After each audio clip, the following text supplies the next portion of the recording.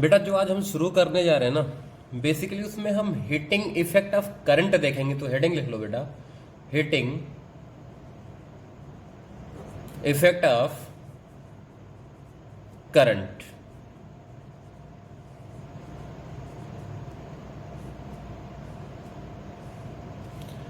देखो, तो सबसे पहले बेटा इसमें हम टॉपिक पढ़ेंगे पावर।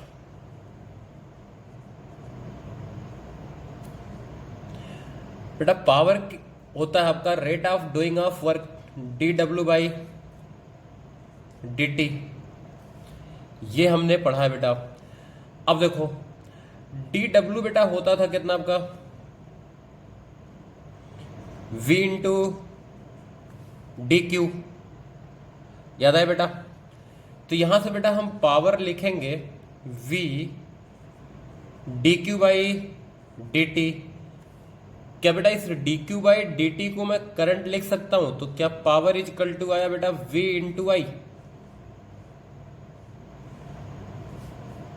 आगे बात बेटा, ये इक्वेशन हो गया 1।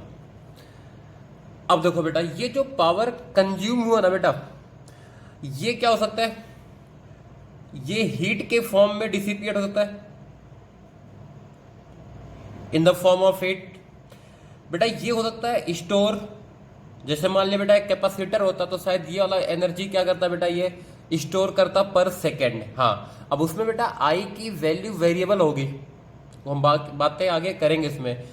ये पावर क्या हो सकता है बेटा, can dissipate in the form of heat, और दूसरा क्या बेटा, स्टोर कर सकता है डिवाइस। क्लियर हुआ बेटा? अब देखो, अगर बात करूं बेटा मैं रेजिस्टेंस की, तो इन केस ऑफ रेजिस्टेंस,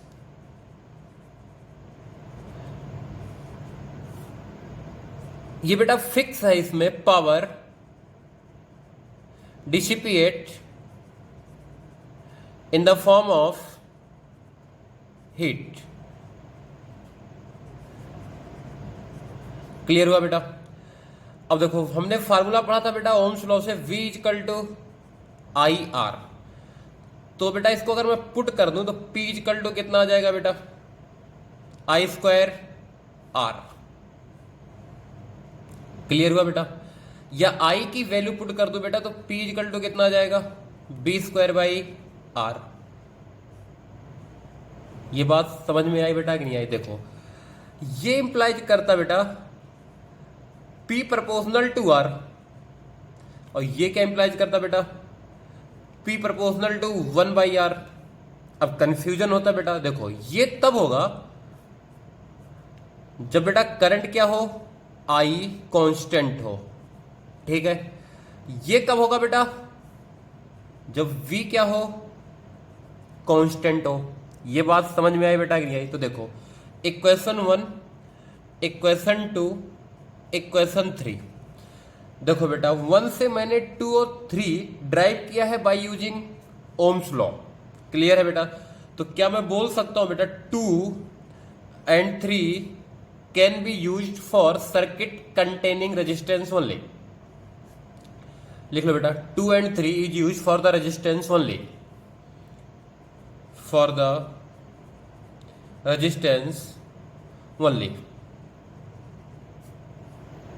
आ गई बात बेटा? जो 1 है बेटा, इसमें रेजिस्टेंस का कोई भी रोल नहीं है, तो लिख लो 1 मे use for any device, 1 may use for any device. Clear हुआ बेटा?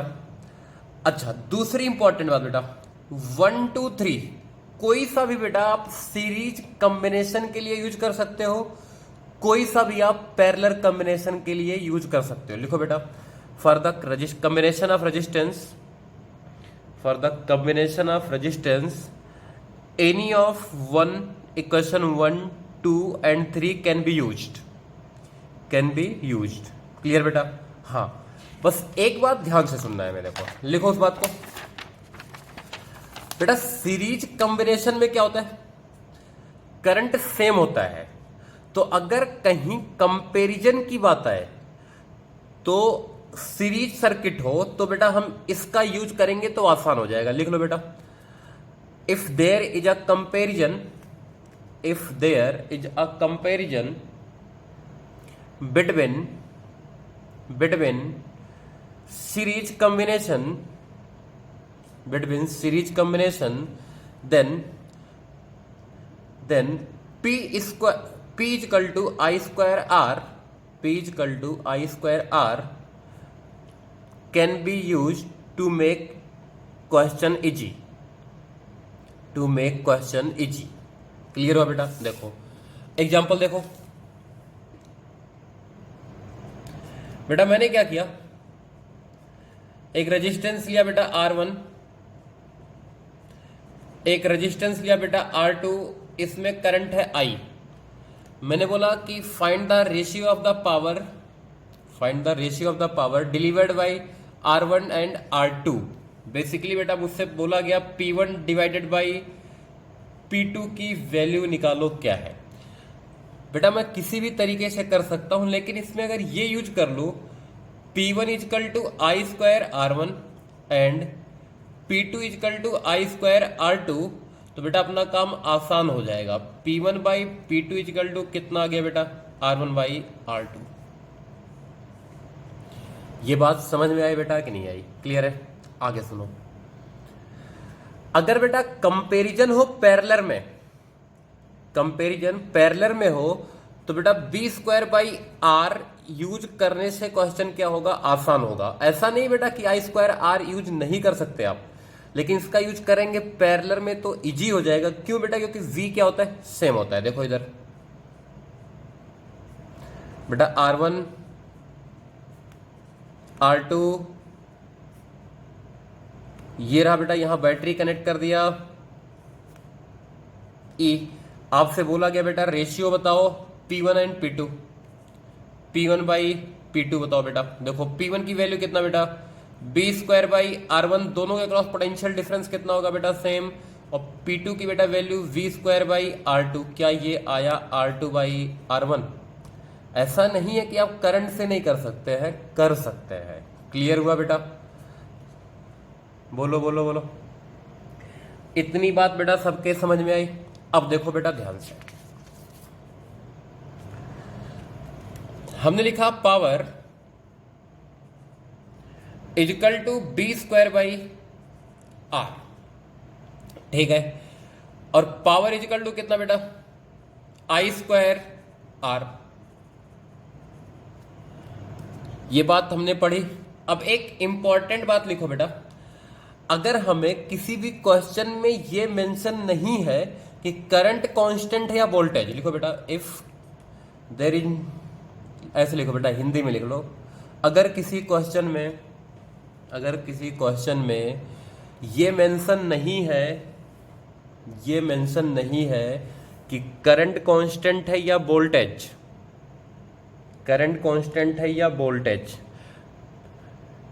तो वोल्टेज कांस्टेंट लिया जाता है। ये बात समझ में आ गई बेटा कि नहीं आई? क्लियर है? देखो अब यहीं और बातें करते बेटा। P equal to B square by R, R कितना होता बेटा, रो L बाई ए। ये बात समझ में आ गई बेटा कि नहीं आई? तो इधर देखो, यहां से बेटा मैं बोल सकता हूं delta P by P equal to 2 times delta B by B plus delta A by A, बोला जा सकता है बेटा, plus delta rho by rho plus delta L by L। बेटा ये क्या हो गया? क्या ये एरर के लिए यूज हो सकता है बेटा कि नहीं? आगे बात क्लियर हुआ बेटा? अब देखो बेटा, इसमें अगर चेंजेस की बात करी जाए तो आप क्या कर सकते हो, साइन चेंज कर सकते हो बेटा। इसके साथ माइनस का साइन आ जाएगा और इसके साथ माइनस का साइन आ जाएगा। अच्छा ये कब के लिए बेटा, फॉर स्मॉल एरर। ये बात समझ में आई बेटा कि नहीं आई? क्लियर है? पक्की बात। यहां देखो बेटा, मैं बोलता हूं कि सारी चीजें कांस्टेंट है इसी में। If v constant, a constant, rho constant, तो बेटा क्या बोल सकते हो, क्या P प्रोपोर्शनल टू 1/L आएगा बेटा कि नहीं? इसका मतलब लेंथ बढ़ाने से पावर क्या होगा बेटा, घटेगा। कब बेटा? जब वोल्टेज कांस्टेंट। लेकिन अगर ये है P equal to I square R वाली कहानी बेटा, करंट कांस्टेंट चल रहा है, तो आई स्क्वायर आर की जगह कितना, रो एल बाई ए। तो क्या बेटा यहां P प्रोपोर्शनल टू L आएगा कि नहीं आएगा? कब बेटा? Other remain constant. बात समझ में आ गई बेटा कि नहीं आई? क्लियर है? पक्की बात। देखो छोटा सा सवाल लिखो बेटा, क्वेश्चन लिखो। If length of a filament of a heater, if length of a filament of a heater is reduced by 10%, L को बेटा हमने रिड्यूस किया by 10%, clear. The power of the heater bill, the power of heater bill, पहला option बेटा increased by 11%, दूसरा option बेटा increased by 5%, तीसरा option बेटा इंक्रीज्ड बाय 19%, चौथा ऑप्शन बेटा डिक्रीज बाय 10%, और पांचवा ऑप्शन मन्ने कोनी बेरा। अब देखो बेटा ध्यान से, इस क्वेश्चन में कहीं मेंशन नहीं है कि करंट कांस्टेंट लिया गया है कि वोल्टेज बेटा। तो अभी हमने पढ़ा क्या कांस्टेंट लिया जाएगा बेटा, वोल्टेज। क्लियर हुआ? तो मैं लिखूंगा P equal to B square by R, और यहां लिखूंगा बेटा कितना, बी स्क्वायर, आर की जगह कितना, रो एल बाई ए। बेटा बाकी सारी चीजें सेम है, तो क्या यहां से इंप्लाइज होता है बेटा P inversely proportional to length. ये बात समझ में आई? तो देखो अगर लेंथ हमने क्या किया बेटा, घटाया है। क्लियर है बेटा? लेंथ हमने क्या किया बेटा, घटा दिया। तो लेंथ घटा बेटा, तो पावर क्या होगा, बढ़ेगा कि नहीं बढ़ेगा? आ गई बात। अच्छा बेटा अब पावर बढ़ेगा, कितने से बढ़ेगा ये हमें निकालना है बेटा। देखो अगर हम बेटा इसमें स्मॉल चेंज ना माने, इसमें बेटा हमें सॉल्व करना पड़ेगा अच्छे से, क्योंकि 9 और 11 आसपास का वैल्यू गिवन है।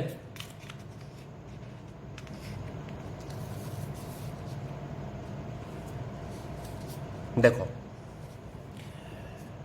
तो P इक्वल टू कितना बेटा, बी स्क्वायर बाई आर, और आर की जगह कितना बेटा, रो एल बाई ए। ये हो गया P इनिशियल। P फाइनल कितना बेटा, V square A divided by rho, और L की जगह कितना बेटा, L divided by L plus 100। 10% है ना बेटा, तो 10L बाई 100। ये बात समझ में आ गई बेटा कि यही क्लियर है? इधर देखो डेल्टा P इक्वल टू कितना बेटा, P final minus P initial और डिवाइडेड बाई P कर दो बेटा, तो ये आ गया P। ये बात समझ में आई बेटा कि नहीं आई? क्लियर है? इधर देखो, अच्छा लेंथ बेटा घटाया है हमने, तो ये माइनस होगा 10% से, ये बात याद रखना। क्लियर है? तो देखो बेटा यहां पर अगर मैं लिखूं तो बी स्क्वायर एक कट जाएगा, ये बात समझ में? इसको सॉल्व कर लो चाहे, और ये आ जाए बेटा B square A divided by rho, और एल बाहर आ गया बेटा, ये कितना आ गया, 110 डिवाइडेड बाई 100। ये आएगा बेटा कि नहीं आएगा? तो यहां देखो क्या लिख सकते हैं हम, 100 divided by 110 B square A rho L minus B square A rho L आया बेटा, डिवाइडेड बाई कितना बेटा, B square A by rho L. बेटा ये क्वांटिटी मर गई, कितनी आई बेटा, क्या ये आ गया 100 डिवाइडेड बाई 110 माइनस 1 आया बेटा? क्लियर है? तो ये आ जाएगा बेटा माइनस का 10 डिवाइडेड बाई 110 आएगा।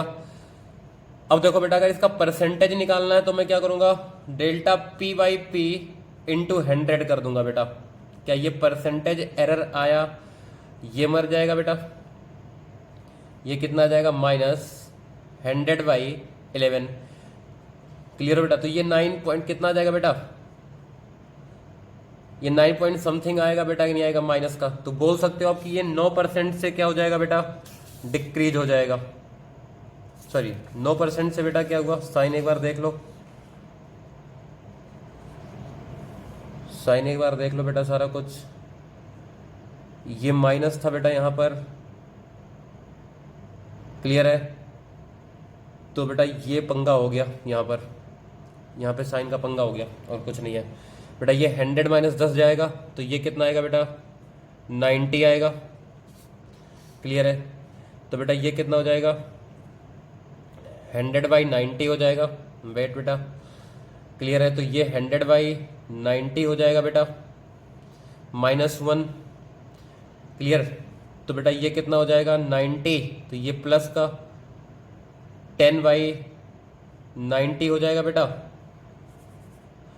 100 से मल्टीप्लाई करेंगे, ये मरेगा, ये कितना आएगा बेटा, ये आ जाएगा 100/9। तो बेटा ये लगभग लगभग कितना आ गया, 11% आया कि नहीं है बेटा, 11% से इंक्रीज हुआ बेटा। बात समझ में आ गई। देखो कैलकुलेशन ध्यान देना और कुछ नहीं है। लेंथ हमने क्या किया था बेटा, डिक्रीज किया था। क्लियर। तो 11% से इंक्रीज हुआ बेटा। ये बात समझ में आ गई।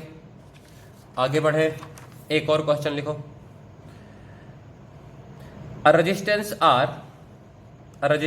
R has power dissipation P with a cell E। Clear बेटा। एक रेजिस्टेंस R है बेटा, वो पावर डिसिपिएट कर रहा है बेटा एक बैटरी E के साथ P। तो देखो बेटा, यहां 0, यहां E, यहां 0, यहां E, तो पावर होगा बेटा E²/R। क्लियर है। आगे लिखो बेटा, the resistance is cut. Question लिख लो पहले। Resistance R has power dissipation P with a cell E। The resistance is cut in n equal parts and all the parts are connected in parallel. All the parts are connected in parallel with same cell, then new power will be, बेटा पहला option है NP, दूसरा option है बेटा NP², तीसरा option है बेटा N²P, चौथा ऑप्शन बेटा P/N। तो बेटा पहले ये आ गया पावर। अब बेटा इस रेजिस्टेंस को हमने क्या किया, n इक्वल पार्ट्स में कट किया, तो एक रेजिस्टेंस जो बना होगा बेटा कितना बना होगा, ये R/N। ऐसे बेटा R/N कितनी बार, n टाइम्स। क्लियर है। तो इसका R इक्विवेलेंट कितना आएगा बेटा, क्या R इक्विवेलेंट आएगा बेटा R/N²।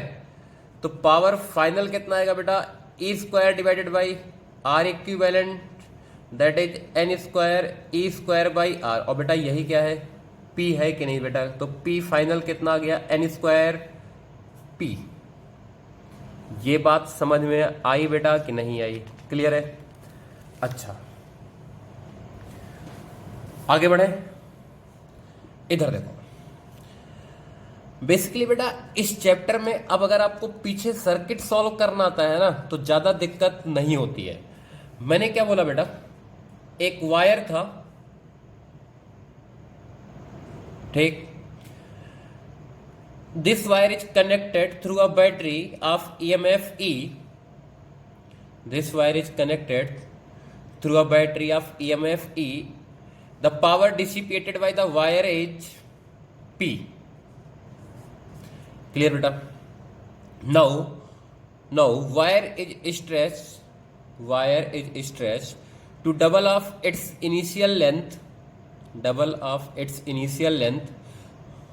what will be the power delivered if connected through the same battery, देखो बेटा इसका रेजिस्टेंस R, तो इसका पावर कितना बेटा E²/R। अब एक बात याद करो बेटा, इसको हमने खींच के डबल लेंथ किया, आ गई बात। तो बेटा आर इजकल टू होता था rho L square by V, याद आया। तो बेटा V constant, rho constant, length double किया तो बेटा इसका आर डैश कितना आ जाएगा, 4r आएगा बेटा, नहीं आएगा तो p डैश कितना आएगा बेटा, E square divided by 4r। Clear है बेटा, that is equal to p by 4 times p dash. ये बात समझ में आ गई बेटा कि नहीं आई? क्लियर है। देखो ये स्ट्रेच करने की कहानी, कट करने की कहानी यहां भी हम बेटा ला सकते हैं, इतनी बात क्लियर। अब इस पे बहुत ज्यादा एक्सप्लेन नहीं करूंगा, आ गई बात बेटा। अब सुनो, हेडिंग लिखो बेटा, maximum power transfer theorem, maximum power transfer theorem. लिखो बेटा, a cell of EMF E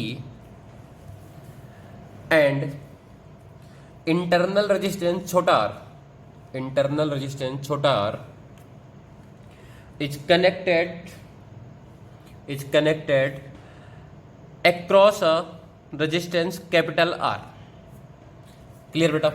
इधर देखो, इस सर्किट में बेटा करंट है I, तो I इजकल टू कितना बेटा, क्या ये होगा E divided by R plus R, आ गई बात। अब देखो बेटा, मैं बोलता हूं इसके थ्रू पावर बताओ, P थ्रू स्मॉल r क्या होगा बेटा, I स्क्वायर R, ठीक है। और P थ्रू कैपिटल R कितना होगा बेटा, ये होगा I स्क्वायर कैपिटल R होगा। इधर देखो बेटा, इसकी जगह पे मैं लिख सकता हूं E square R divided by R plus R का स्क्वायर, और इसकी जगह बेटा वही चीज E square R divided by R plus R square. Clear हुआ बेटा इतनी बात। इधर देखो बेटा, मैंने एक सवाल पूछा छोटा सा, find small r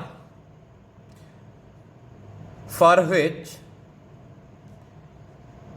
PR is maximum, ठीक है। दूसरा सुनो बेटा, इसी में find capital R for which P through small r is maximum. देखो बेटा, दोनों सवाल में एक चीज कॉमन है, मैं जिस रेजिस्टेंस के थ्रू पावर पूछ रहा हूं ना बेटा, उसकी वैल्यू नहीं पूछ रहा हूं, दूसरे की वैल्यू पूछ रहा हूं बेटा। क्लियर हुआ कि नहीं हुआ बेटा? यहां देखो बेटा, मुझे इसकी वैल्यू मैक्सिमम करवानी बेटा, क्लियर है, और स्मॉल r की वैल्यू बतानी बेटा। तो साफ साफ सी बात देख रहे बेटा, यहां से स्मॉल r के इनवर्सली प्रोपोर्शनल है बेटा पावर के नहीं, तो स्मॉल r कितना हुआ बेटा, 0 हुआ कि नहीं हुआ? यही सेम चीज यहां बेटा, कैपिटल R इजकल टू कितना हुआ, 0 हुआ।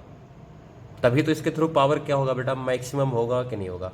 अब एक इंपॉर्टेंट बात लिख लो बेटा इस सर्किट के लिए, सुनो, जिस रेजिस्टेंस के थ्रू पावर पूछा जाए ना बेटा, जिस रेजिस्टेंस के थ्रू पावर मैक्सिमम करवाना हो, लिख लो इस बात को, जिस रेजिस्टेंस के थ्रू पावर मैक्सिमम करना हो और दूसरे रेजिस्टेंस की वैल्यू पूछी जाए, और दूसरे रेजिस्टेंस की वैल्यू पूछी जाए, तो उस रेजिस्टेंस की वैल्यू 0 होगी, उस रेजिस्टेंस की वैल्यू 0 होगी बेटा। यहां इंटरनल और एक्सटर्नल से परेशान मत हो, हमें क्या पता बेटा इस सर्किट में कि ये एक्सटर्नल है ये इंटरनल है, वो तो बोला गया है।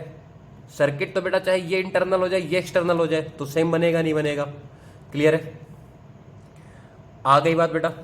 अब सुनो, अब अगली कहानी क्या बेटा, इसमें हमने पूछा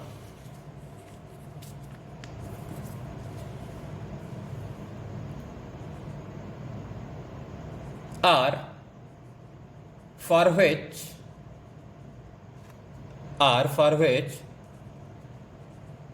PR is maximum। अब देखो बेटा, इसमें एक बात हो गई, मैंने जिस रेजिस्टेंस की वैल्यू पूछी ना बेटा, उसी के थ्रू पावर भी पूछ लिया। मतलब अब ये कहानी है, देखो इसी की बेटा मैक्सिमम वैल्यू पूछी और इसी आर की वैल्यू पूछ ली बेटा। अब यहां से देखने से क्या लग रहा है, आर के डायरेक्टली प्रोपोर्शनल भी है और इनवर्सली प्रोपोर्शनल भी है बेटा कि नहीं है, तो कंफ्यूजन हुआ। देखो मैं लिखता हूं बेटा P R equal to E square R divided by R plus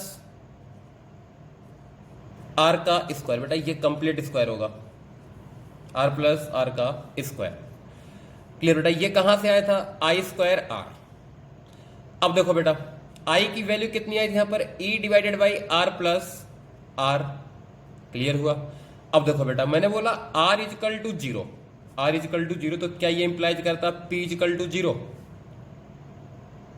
मैंने बोला बेटा आर इजकल टू इनफाइनाइट, तो क्या बेटा ये इंप्लाइज करता है आई इजकल टू जीरो, तो फिर से पावर कितना बेटा जीरो। इसका मतलब बेटा आर जीरो पर भी पावर जीरो है और आर इनफाइनाइट पे भी पावर क्या बेटा जीरो है।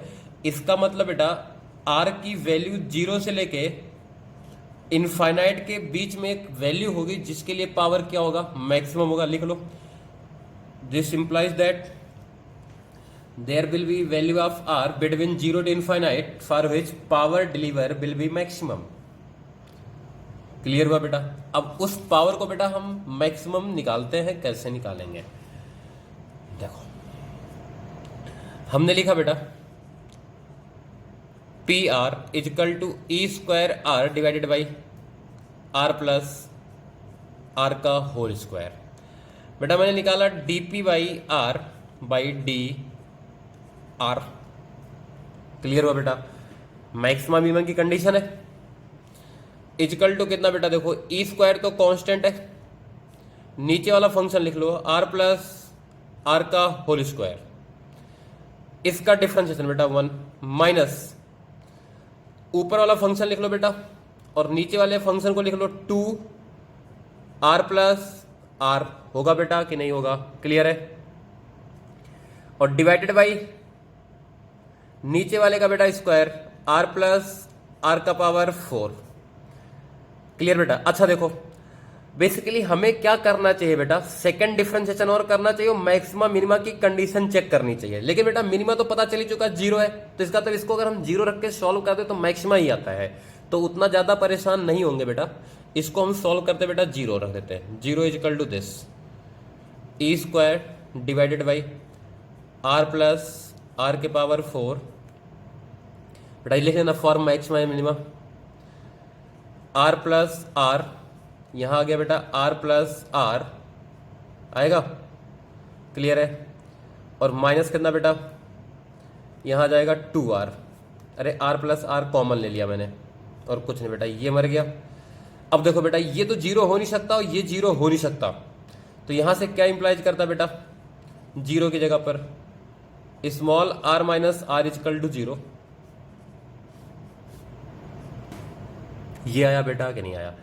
इसका मतलब बेटा अगर जिस रेजिस्टेंस के थ्रू पावर मैक्सिमम पूछा गया है उस रेजिस्टेंस की वैल्यू सर्किट में बाकी रेजिस्टेंस के बराबर हो जाए, इक्विवेलेंट रेजिस्टेंस के बराबर हो जाए बेटा, तो पावर डिलीवर क्या होता है बेटा, उसमें मैक्सिमम होता है। लिख लो बेटा इस बात को, जिस रेजिस्टेंस के थ्रू पावर मैक्सिमम पूछा गया हो, जिस रेजिस्टेंस के थ्रू पावर मैक्सिमम पूछा गया हो, अगर उस रेजिस्टेंस की वैल्यू सर्किट के बाकी रेजिस्टेंस के बराबर हो जाए, सर्किट के बाकी रेजिस्टेंस बेटा ब्रैकेट में लिखना चाहो तो लिख लो इक्विवेलेंट रेजिस्टेंस के बराबर हो जाए, तो पावर डिलीवर मैक्सिमम होता है, तो पावर डिलीवर मैक्सिमम होता है। क्लियर हो बेटा। अच्छा अब इसी को बेटा हम बोलते हैं मैक्सिमम पावर ट्रांसफर थ्योरम। तो आप हेडिंग लिखना चाहो तो यहां पे लिख लेना maximum power transfer theorem. Clear. Resistance वाली कहानी बेटा लिख ली कि नहीं, आगे बढ़े। देखो इधर हमने क्या किया बेटा, एक सर्किट बनाया R 6 ohm 12 volt 2 Om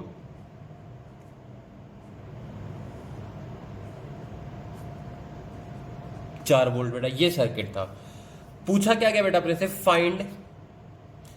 find R for which maximum power delivered through it.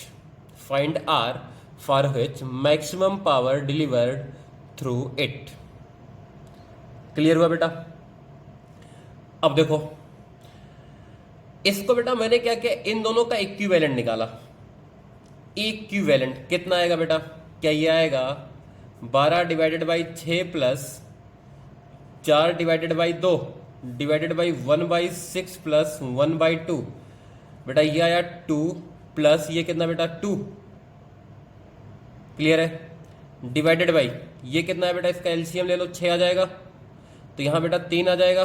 4 divided by 6, तो ये कितना आ गया बेटा, क्या 6 वोल्ट आया कि नहीं आया? कैलकुलेशन चेक कर लेना एक बार। तो बेटा ये जो सर्किट बना हमारा, ये बना आर, और ये बैटरी कितना बेटा 6 वोल्ट की बैटरी, और 2 ओम और 6 ओम। बेटा रेजिस्टेंस कितना होगा, देखो यहां से ये रेजिस्टेंस बेटा आर की वैल्यू, तो बेटा ये आ गया 2 ओम और 6 ओम पैरेलल में 12 डिवाइडेड बाई 8, ये कितना होता बेटा 3 डिवाइडेड बाई 2। क्लियर है? अब बताओ बेटा क्या आर की वैल्यू हो जाए 3 डिवाइडेड बाई 2 ओम, तो रेजिस्टेंस, इस रेजिस्टेंस के थ्रू पावर डिलीवर क्या होगा बेटा, मैक्सिमम होगा कि नहीं होगा? बात समझ में आ गई? क्लियर है? छाप लो। अब कितना होगा बेटा मैक्सिमम, ये भी आप बता सकते हैं। क्लियर हुआ बेटा? इधर देखो, अब इसी पर बेटा फिर से आते वापस हमने क्या लिखा था, P equal to E square R divided by कितना बेटा, आर प्लस आर। ये पी आर था बेटा, पी आर मैक्सिमम हुआ बेटा जब आर इजिकल टू कितना है बेटा आर। अच्छा इसमें एक चीज ये बात रखना बेटा, ये हमारे लिए फिक्स गिवन था, ये हमारे लिए अननोन था। आ गई बात? यहां बेटा हमने बुला के पुट किया, तो पी आर मैक्सिमम कितना आया, ए स्क्वायर आर डिवाइडेड बाई बेटा कितना 4 आर स्क्वायर। यही आएगा बेटा कि नहीं आएगा? आ गई बात? तो बेटा यहां आर से आर मर गया, कितना है बेटा E square divided by 4 R. Clear है? अब इसका बेटा हम ग्राफ बना लेते हैं। ग्राफ इस पे ऐसे बनता बेटा, इस पे हम पावर लेते हैं बेटा, इस पे हम वैल्यू लेते हैं बेटा आपकी कैपिटल आर की वैल्यू। हम कैपिटल आर को वेरी करवा रहे हो बेटा, पावर भी किसके थ्रू लिख रहे हैं, उसी रेजिस्टेंस के थ्रू लिख रहे हैं। तो बेटा इसका जो डायग्राम बनता है ऐसा बनता है बेटा, ये जो वैल्यू होती है ये आर इजिकल टू आर पर होती है बेटा। ये पावर क्या होता है, पी मैक्स होता है, और पी मैक्स की बेटा वैल्यू ये हमने लिख रखी है। ये बात क्लियर हुई बेटा कि नहीं हुई? आ गई बात? तो मैक्सिमम पावर ट्रांसफर थ्योरम हमने कर लिया। आगे बढ़े, अरे बोलो, चलो ये हो गया बेटा मैक्सिमम पावर ट्रांसफर थ्योरम। अब लिखो बेटा efficiency of battery. Efficiency of battery देखो,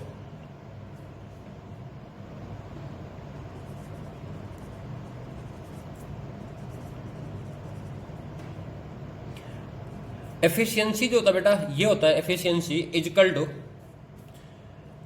इसने कितना पावर डिलीवर किया, power deliver by battery divided by, sorry बेटा, और ये एक्सटर्नल रेजिस्टेंस ने कितना पावर यूज किया बेटा, power use by external resistance. ये बात समझ में आई बेटा कि नहीं आई? अच्छा देखो इसी को और भी लिख सकते हो बेटा, देखो जितना पावर बैटरी ने बेटा डिलीवर किया उसको बेटा मैं लिख सकता हूं V या EMF ऑफ बैटरी इंटू आई, लिखा जा सकता है EI। क्लियर? और ये कितना बेटा power use by external resistance PR external. बोल सकता हूं, या इधर देखो बेटा, पावर डिलीवर्ड बाय बैटरी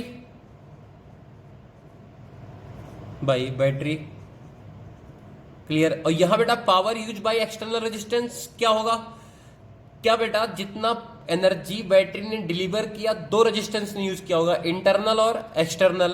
तो बेटा अगर इसमें से इंटरनल में माइनस कर दूं, पावर डिलीवर्ड बाय बैटरी